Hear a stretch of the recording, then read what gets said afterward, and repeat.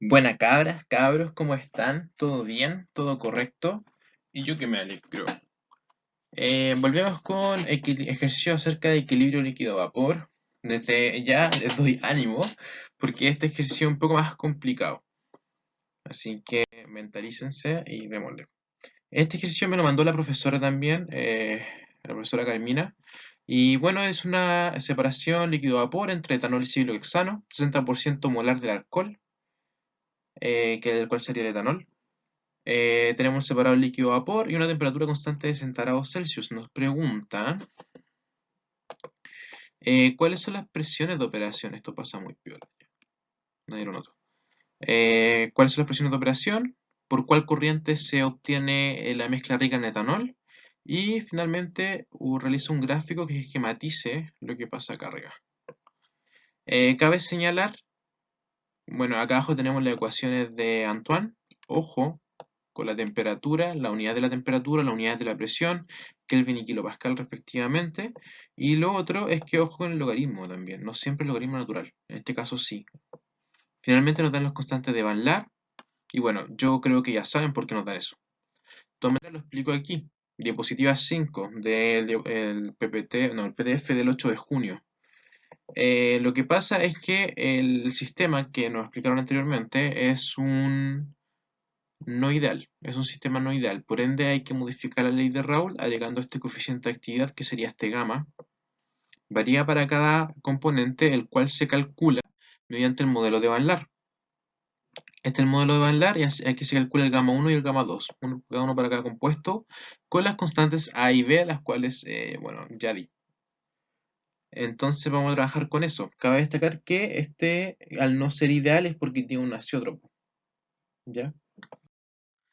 Entonces, primero calculemos las presiones de operación. Para eso tenemos esta ecuación que la saqué de la diapositiva anterior, que es la ecuación de Raoult, pero se añade el coeficiente de actividad de cada compuesto.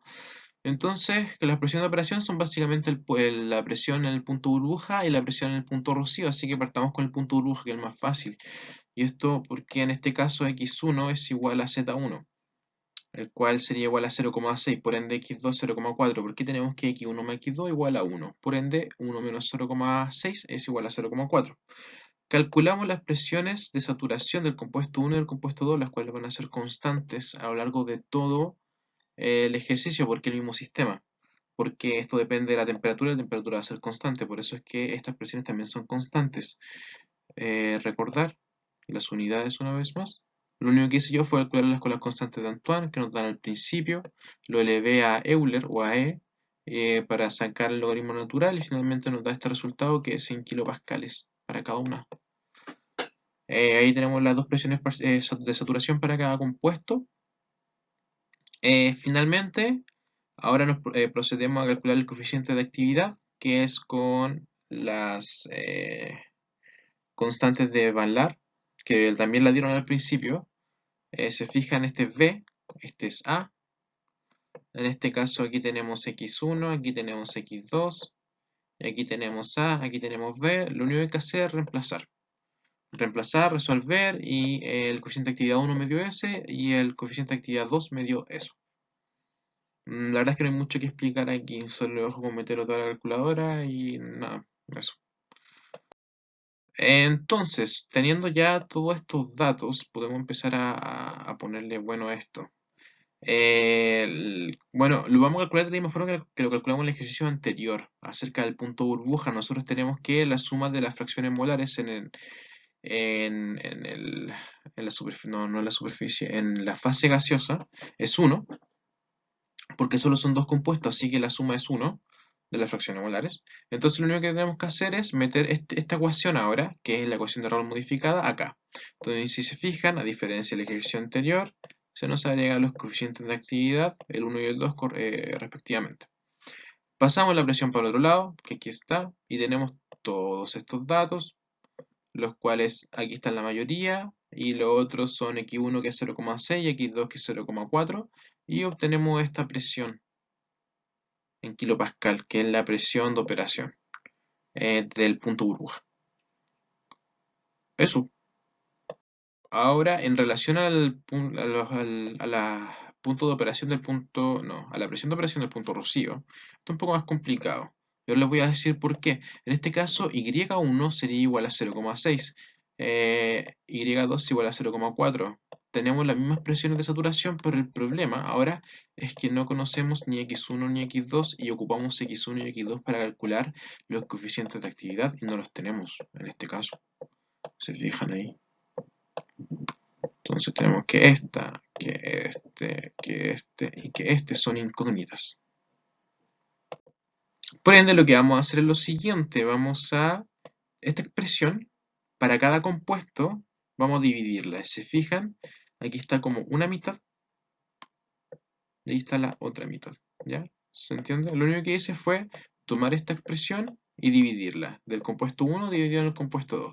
Entonces, por un lado del igual, me va a quedar el I y la presión, y por otro lado me va a quedar el coeficiente de actividad, el X1 y la presión de saturación, que es lo mismo que pasa acá. Entonces, acá se cancelan las presiones y nos quedan solamente estas expresiones. Lo interesante de esto es que nosotros conocemos, eh, lo interesante de esto es que nosotros conocemos las presiones de saturación, las cuales están arriba y son constantes porque la temperatura es constante, y el I1 y el I2 también los conocemos. I1 y 2, presiones de saturación. Entonces, lo que hacemos es calcular esta división, la cual nos da 1,65. Entonces, ahora nosotros tenemos como una relación, bueno, x1 por coeficiente de actividad 1, que es como lo que está acá arriba, dividido en x2 por coeficiente de actividad 2, que es como lo que está acá abajo, da igual a 1,65. Entonces, lo que vamos a hacer ahora es tantear. Tenemos que la división es 1,65 y a esto vamos a querer llegar. Tenemos la constante A y la constante B del método de Van Laar. Ahora, ¿qué pasa acá? Yo lo hice en Excel. Ustedes pueden hacerlo en Excel también, la verdad es que bastante rápido trabajando, aprovechando que pueden estar en el computador. También puede hacerse a mano. Y la cosa es hacerse una tablita así. Entonces ponen x1, x2, que x2 va a ser 1 menos x1. Entonces la idea es dejar como todo en función de x1 para solamente ir cambiando esta variable que puse en verde. Y a medida que se va cambiando, los otros datos van a irse cambiando. Y eso es todo. Este es el cálculo de gamma 1, el cual, si se fijan, se puede dejar en función solamente de x1, porque se tiene el a y el b, y uno pone, en vez de x2, pone 1 menos x1. Y era. Lo mismo pasa con gamma 2. Tienen que fijarse si en vez de poner el A arriba, poner la constante B arriba del método de Van Laar. Y después, lo único que hice fue, voy a cambiar aquí de color, multiplicar x1 por gamma 1, multiplicar x2 por gamma 2, y estas dos multiplicaciones las dividí. Y por eso es que le llamé a esto división, que en el fondo esto me tiene que dar esto. Entonces, cuando ese resultado me dé 1,65, voy a saber que el X1 que tengo está correcto. ¿Se entiende? Y así se tantea. Entonces, como estoy con el Excel, me di varios valores porque, bueno, pues, es bastante instantáneo esto. Entonces, primero me di I1, después I2, y lo único que hice fue mirando cómo iba variando esto. Entonces, como veía que iba aumentando, ya en el 0,3, veía que iba aumentando, dije, ya, bueno, entonces tengo que aumentar hasta que me dé como 1,65. Y después, cuando llegué a 0,8, me di cuenta que me pasé. Se fijan, aquí estaba bastante cerca y después doy el medio salto, 2,3. Entonces dije, bueno, esta cuestión tiene que estar entre 0,7 y 0,8, pero más cerca de 0,7. ¿Por qué? Porque 1,6 o 1,65 está más cerca de 1,56 que de 2,33. Entonces después dije, ya, me voy a dar un número, a ver, 0,62. Mira, estoy bastante cerca, pero me paso un poquito. Entonces después quise ser un poco más exacto, entre comillas, porque insisto, hacer esto en papel cuesta más. Entonces, si lo tienen que hacer en papel, no reiteren tantas veces, pero yo estaba en Excel, por eso es que me di esta libertad. Y puse 0,716 y ahí me dio un valor bastante razonable y dije, ya, este es. Era. Y así se calcula por tanteo. Entonces, bueno, de paso, tengo este valor, el x1, tengo este valor, el x2, tengo el gamma 1, que es 1,05, y tengo el gamma 2, que es 1,61. Y tengo todo listo. Y aquí lo puse 1,05, 1,61, estas dos son constantes. Y acá hacemos el mismo razonamiento que hicimos el ejercicio pasado para calcular en el punto de Rocío. Creo que aquí me equivoqué, chiquillos. Esto no es bruja, esto es Rocío. Discúlpenme, pero tuve un par de problemas y cualquiera se confunde, ¿no? Listo. Pasó re piola. Rocío. Entonces, aquí lo que hay que hacer es sumar el X1 y el X2 y bueno, pasar esto aquí. Igual que en el ejercicio anterior, por favor, me gustaría que si es que no lo vieron y no cachan lo que estoy haciendo bien, vean el ejercicio anterior porque es como la base antes de esto. Entonces, si cachan bien el ejercicio anterior, van a cachar bien esto. Entonces, después pasamos la presión al otro lado y conocemos todos estos datos. Conocemos los coeficientes de actividad, conocemos los I1 y 2, conocemos las presiones de saturación y al final el resultado me dio este. Ahora tengo las presiones de operación en el punto Rocío y en el punto burbuja, en los cuales serían los límites. Para responder la parte B, nosotros tenemos que ver dónde está el punto azeótropo, que si se fijan estos son azeótropos, que es cuando x1 es igual a I1. Este como nudo que se vuelve ahí, ese punto donde x1 es igual a I1, ese se llama azeótropo. Entonces, en este caso lo primero que tenemos que hacer es encontrar dónde está el azeótropo. Y si se fijan, si x1 es igual a I1, entonces nosotros podemos cancelar esto. Lo cancelamos y eso pasa con el componente 1 y el componente 2. Por eso es que acá obtenemos dos ecuaciones. Esta del componente 1, donde se canceló el x1 y el y1, y esta del componente 2, donde se canceló el x2 y el y2. Si se fijan, esta presión, la presión del sistema, ya es la misma que esta. Entonces lo único que hice yo fue igualar ambas expresiones. Donde me queda el coeficiente de actividad y la presión de saturación de cada compuesto por un lado. Entonces lo que yo hice fue dejar todos los coeficientes de actividad en un lado, todas las presiones de saturación en el otro lado, y quise, vamos a hacer algo similar a lo que hicimos anteriormente. Obtenemos el valor de esta razón, el cual es 1,136. ¿Y cómo saqué esta razón? Bueno, porque tengo este valor, el de la presión de saturación 2, tengo este valor, el de la presión de saturación 1, y la división me da este valor, 1,136. Entonces, si yo aquí hago un movimiento matemático mágico y aplico el logaritmo natural, por las propiedades del logaritmo natural, nosotros tenemos que esta división se vuelve en una resta de logaritmos. ¿Ya?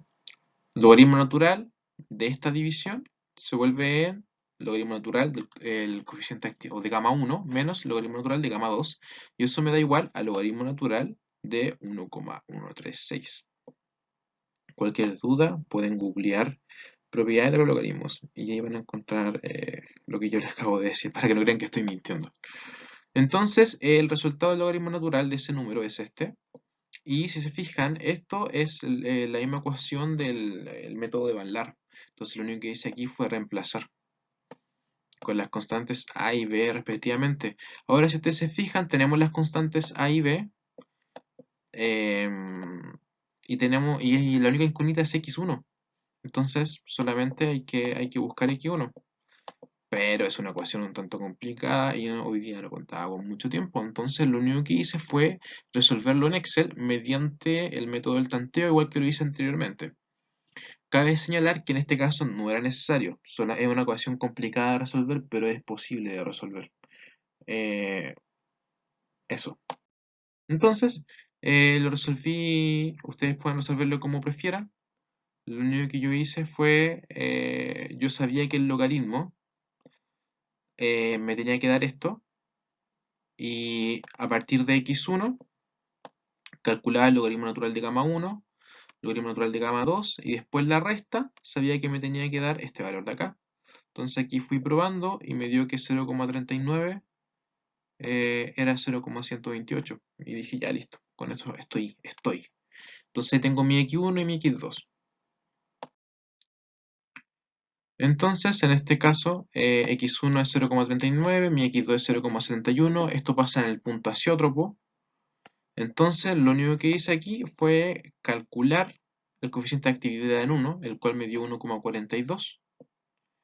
y calculé la presión. Recuerden que en este caso nosotros cancelamos el X y el Y, entonces solamente necesitamos el coeficiente de actividad, el cual calculamos del 1, y usamos la presión de saturación del componente 1 para calcular la presión total del sistema, la cual me dio 66,6 kilopascales.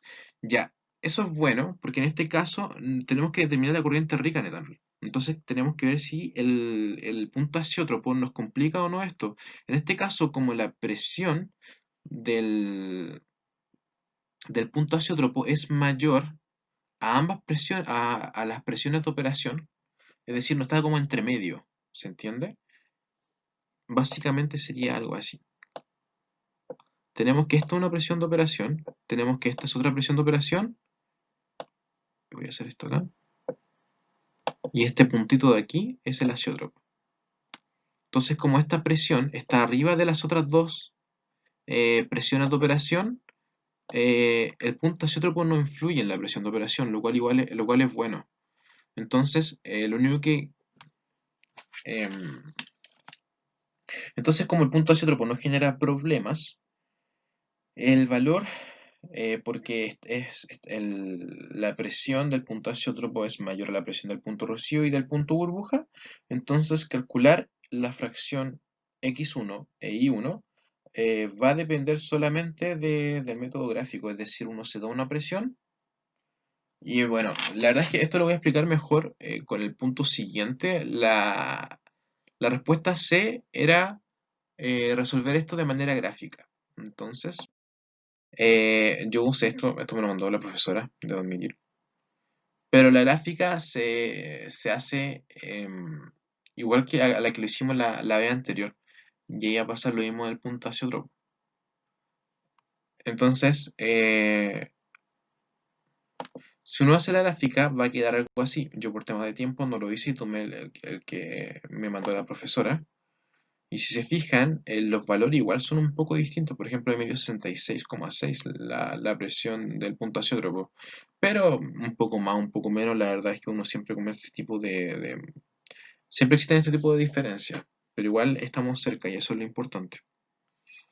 Entonces, básicamente lo que yo quiero decir con esto es que yo me pongo, por ejemplo, en este caso el X1 es 0,6, o sea, es decir, la fracción del etanol es 0,6, entonces yo subo por aquí,